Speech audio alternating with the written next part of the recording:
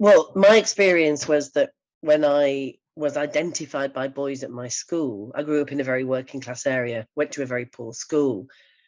And when boys realized that I wasn't interested in them, and they probably had heard rumors about me having a crush on my best friend, that kind of thing, then the insults, the bullying and the abuse started. But the thing that I hated most of all was the word lesbian. To me, it was a terrible, terrible word, like the worst word.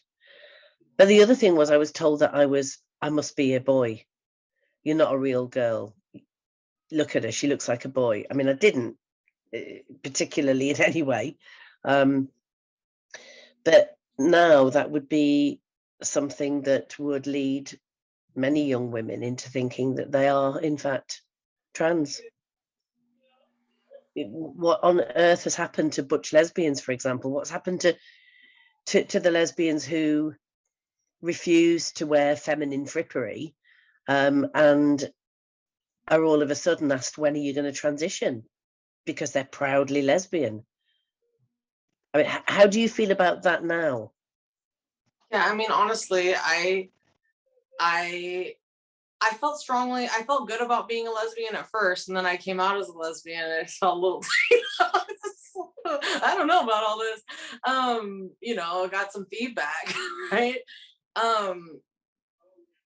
But yeah, I definitely, as a kid, there's, I want to wear the clothes I like and not the clothes you're making me wear.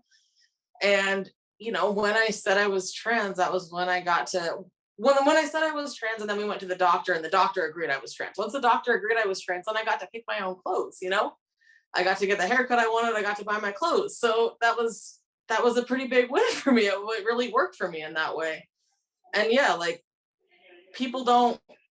And even now, it's like if somebody has so I live in rural Oregon, so it's pretty strongly conservative.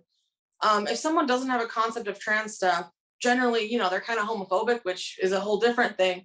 But they don't have difficulty understanding my narrative. Like they can grasp. I thought I was transgender and I stopped. I'm a lesbian now. They might not like it, but they don't. It's not confusing. They don't mess up my pronouns. They get, you have a fucking vagina. But they get it. They understand what I'm saying. Whereas if someone has a concept of trans stuff, they cannot believe that I'm a woman. Like they will not believe that I identify as a woman. They will literally ask me my pronouns like 5 times. Like every 2 weeks, they'll ask my pronouns again. Like once someone has a concept that someone who looks the way I look and the way a lot of women look might not identify as a woman, they've just boxed you out of the category completely. They don't want to believe that anyone who looks that way will. I don't know. It's crazy. There's so many women that I talk to over here in the UK that are asked constantly, have you ever thought about transitioning? When are you going to transition? And some of these women are lesbians. They're not feminists particularly. They might have quite traditional ideas about how lesbians should look, or, their relationships with other women. They might be a bit into the kind of butch femme stuff. And that's not my bag, but I have conversations with them all the time. And they are very, very angry about having their lesbian identity erased and questioned in a way that I see parallels. And this is what your book really clarified for me. I see parallels with the lesbians today that are being pressurized about the trans stuff, with when I was being told I wasn't a real woman, I must be a man, I was a freak, there was something wrong with me, I needed to go to the doctors. It's kind of different century, same shit. That's the way that I'm looking at it.